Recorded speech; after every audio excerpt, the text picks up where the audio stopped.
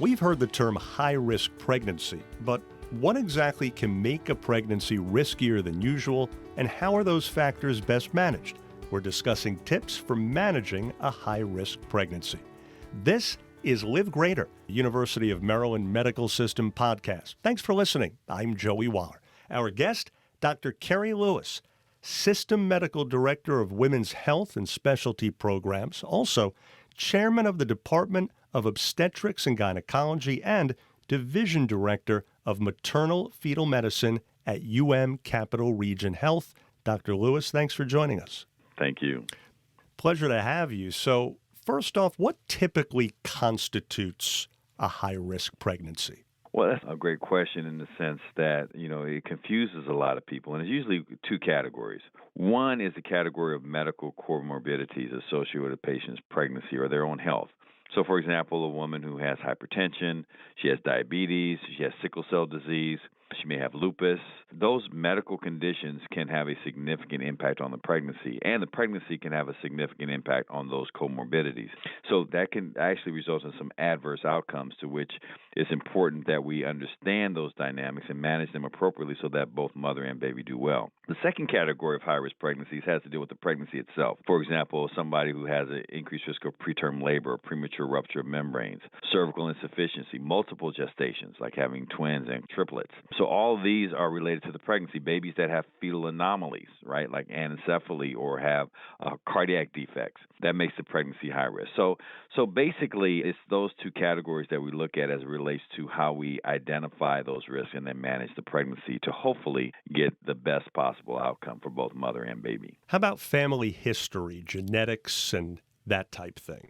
Yeah, so genetic history plays a very interesting role in how we manage pregnancies. We have a number of genetic carrier screening tests that we perform on patients as a routine part of their prenatal care, and that allows us to identify any potential risks that would require discussion with the partner to determine if they also have a carrier status of any particular kind of genetic anomaly that may be reflected in the fetus. So, for example, one of those genetic disorders is sickle cell disease. So if a mother is a sickle cell carrier and the father is a sickle cell carrier, then there's a 25% risk that the baby could have sickle cell disease.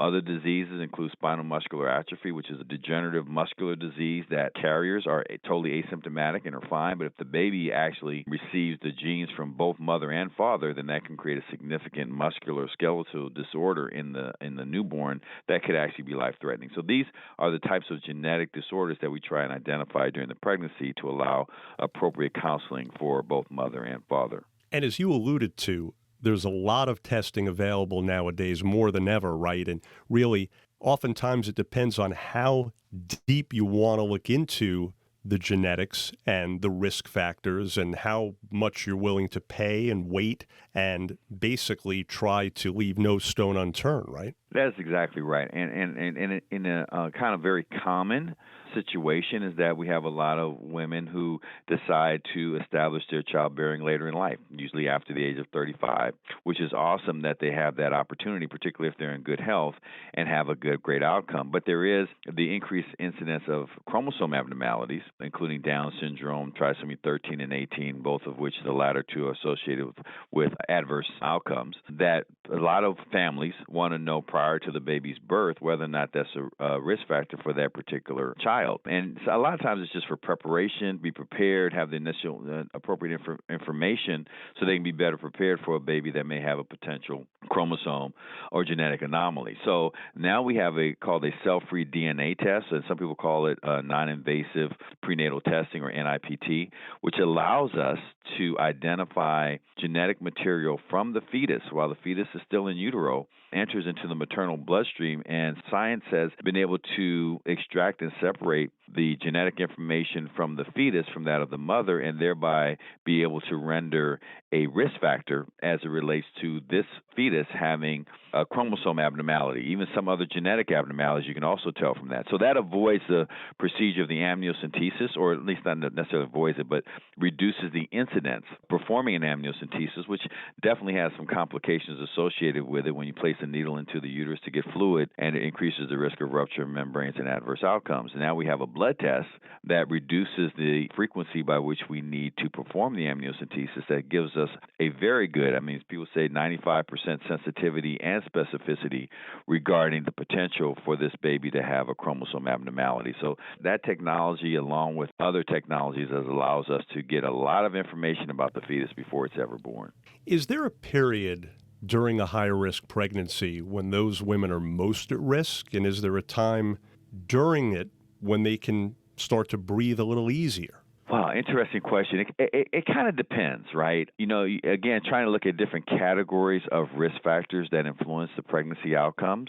Of course, the genetic disorders, the chromosome abnormalities, those are things that are predetermined. They don't change during the pregnancy. So once the conception occurs, if that genetic information is present as an anomaly, then that will follow the fetus throughout. And there's nothing that we can obviously do, at least today, to change that. Then there are the issues regarding cervical insufficiency. That's when the cervix dilates prior to the onset of labor, and it's usually not a painful dilation, but it occurs usually in the second trimester, usually prior to viability. And in those situations, those pregnancies can be lost at the time prior to viability, and hopefully we can identify that by close observation of the patients, appropriate ultrasounds, and hopefully intervene by a procedure we call either cervical cerclage or giving the patient progesterone to reduce the risk of her delivering her fetus prematurely when we've identified this situation where the cervix is actually starting to dilate early.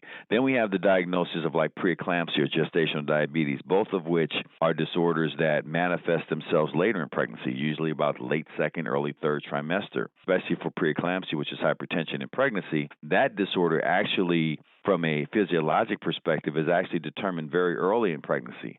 But we don't see the clinical manifestations of that until usually the third trimester. And usually we see that as it relates to elevated blood pressures.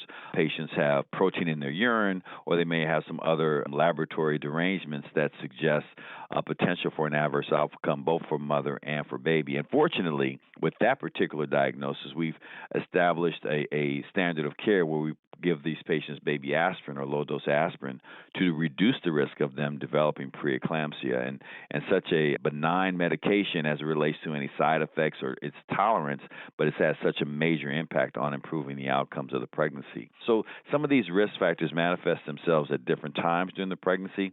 The last one I mentioned about multiple gestations, they're obviously at very high risk for preterm labor. And so we monitor those pregnancies very closely, not only for the onset of labor, but also for growth discrepancies that can occur based upon whether or not one baby gets more blood than the other baby, and that results in one baby being sicker than the other. And so those are the things we monitor very closely throughout the pregnancy that can manifest themselves anytime in relationship to the second or third trimester of pregnancy. So even though you've hit on a lot of different possibilities there, generally speaking, if possible, what are some of the most effective ways of managing a high-risk pregnancy? Well, as I mentioned just a moment ago, baby aspirin, I think, has really helped us as a intervention that really reduces the risk of developing preeclampsia. And some studies will show even decreased risk of growth restriction and maybe even preterm labor in some studies. The integration of ultrasound is basically like the hammer is to the contractor or the builder,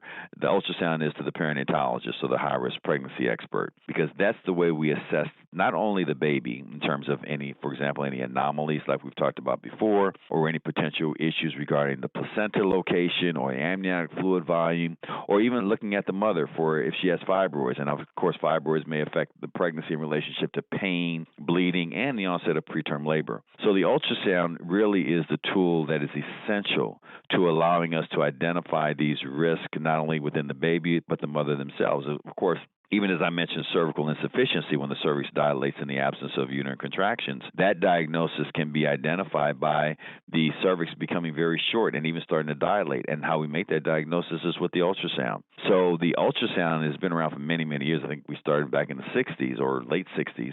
But the technology that we now have allows us to see so much more that we can really identify any potential risks to the pregnancy using that information from the ultrasound. And what's really helped us also is the actually institutes the incorporation of antihypertensive medications. It used to be when I was trained that there was only one antihypertensive medication that was thought to be safe in pregnancy, and that was called Aldomet, which was not the greatest antihypertensive, but the impression was that it was the only safe antihypertensive that you could use in pregnancy. Now we have a number of different antihypertensives that really allow us to prolong these pregnancies. I remember when I was trained, we would deliver patients with hypertension 24, 26, 28 weeks because we didn't have the tools to really manage the pregnancy and control the blood pressures. Now we have antihypertensive medications that clearly decreases any adverse outcomes both in mother and baby and allows us to prolong those pregnancies to 35 weeks gestation, even to full term.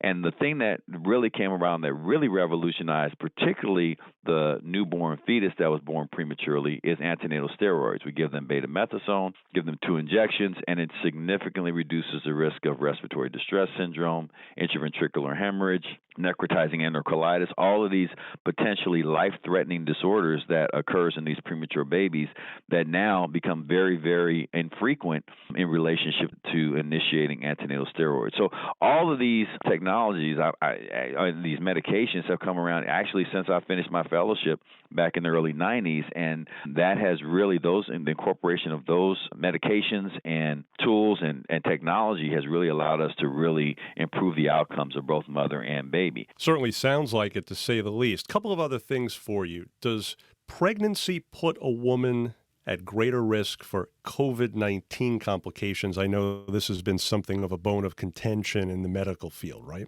Yes, and the data we have is really early data. It's still undergoing investigation, but there are certain things that we do know that because of the science in places like New York and around the country that have really been very deliberate and disciplined about recording their data, we do have some knowledge. One, we do know that women who are pregnant and are exposed to COVID-19 or develop the infection are at very high risk of embolic disorders, thromboembolisms that particularly characterized by pulmonary embolism that can be life-threatening. And these patients, so what we've done in patients who have COVID or symptomatic from COVID who are pregnant, we'll put them on anticoagulant therapy because we know that reduces the risk of them developing a thromboembolic disorder, which could ultimately result in death. And what we've identified is that many of these women who die as a result of COVID usually die as a result of pulmonary complications, either pulmonary edema or the pneumonia associated with COVID. And it's clear in our literature, in the research, that those women who get the vaccine and are adequately vaccinated do not. The significantly reduction in maternal death and prematurity and adverse perinatal outcomes. So to that extent, the vaccine has really significantly reduced the risk of adverse outcomes in those women who unfortunately get COVID-19, who have gotten COVID-19. In relationship to COVID-19 or the pregnancy on COVID-19, pregnancy is a relatively immunocompromised state because of the body's ability to reduce the risk of rejection of the pregnancy. So to that extent, women are at very high risk for developing COVID pneumonia when they're pregnant. And so they're at high risk for developing COVID pneumonia, and then if they do develop COVID pneumonia, they're at high risk for death. And so, again, I can't emphasize enough the importance and the value of getting the vaccination to reduce the risk of any adverse outcomes, including death. And then finally, doctor, for women with high-risk pregnancies, in a nutshell, what should they expect that would be different than the norm with postnatal care, and any other message you want people to take away from our conversation related to high-risk pregnancy?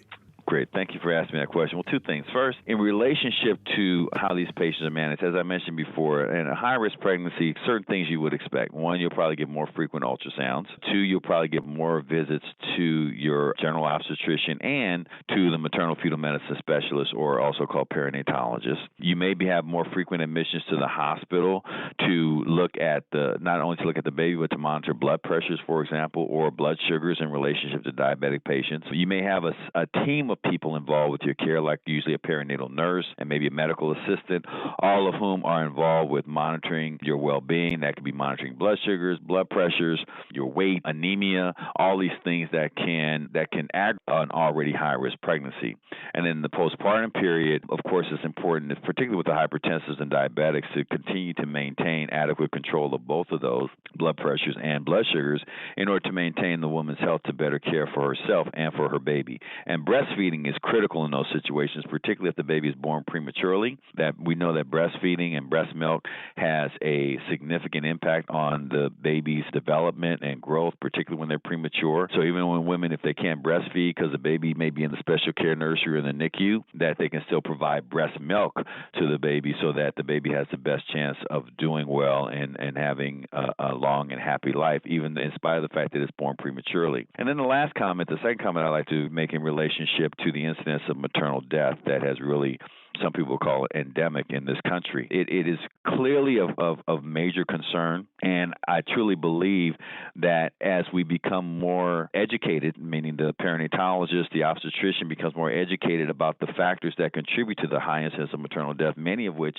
are reflected in hypertensive diseases. Women, particularly in the postpartum period, will experience elevated blood pressures. They may be delayed going into the emergency department to be evaluated, and even when they enter the emergency department, they may not be recognized as a patient with severely elevated blood pressure such that it could be life-threatening. And so we are currently educating ourselves across the country about how we manage hypertensive diseases in pregnancy, because we recognize that that's the number one cause of death. Stroke and heart attack and heart disease associated, and cardiomyopathy, all associated with hypertensive diseases, that we need to be a lot more aggressive about. As a matter of fact, there's a recent article that talks about what a normal blood pressure should be, and we used to be concerned when the blood pressure got above 160 over 110. Now there's good data that suggests even a blood pressure greater than 140 over 90 should be treated. We always recognized that was associated with elevated blood pressures, but we wouldn't always treat it. And now we're at a place where we're actually considering that even patients with a slight elevation in blood pressure needs to be treated. So I think as we educate ourselves more and become more aggressive in identifying those high-risk factors that contribute to maternal death, that will be more successful in significantly reduction in maternal death that's occurring across the country. All right, well, a lot of great detailed information there covering a lot of bases. And so, folks, we trust you're now more familiar with managing a high-risk pregnancy. Dr. Kerry Lewis, thanks so much again. It's been my pleasure. Thank you so much. Now, this episode sponsored by Capital Region Health, the largest healthcare provider in Prince George's County, dedicated to enhancing the health and wellness of the community by providing high-quality, accessible patient care. Capital Region Health, changing up healthcare in Prince George's County. Find more shows just like this one at umms.org/podcast. That's umms.org/podcast. And thanks for listening to Live Greater, a health and wellness podcast brought to you by the University of Maryland Medical System. We look forward to you joining us again, hoping your health is good health. I'm Joey Waller.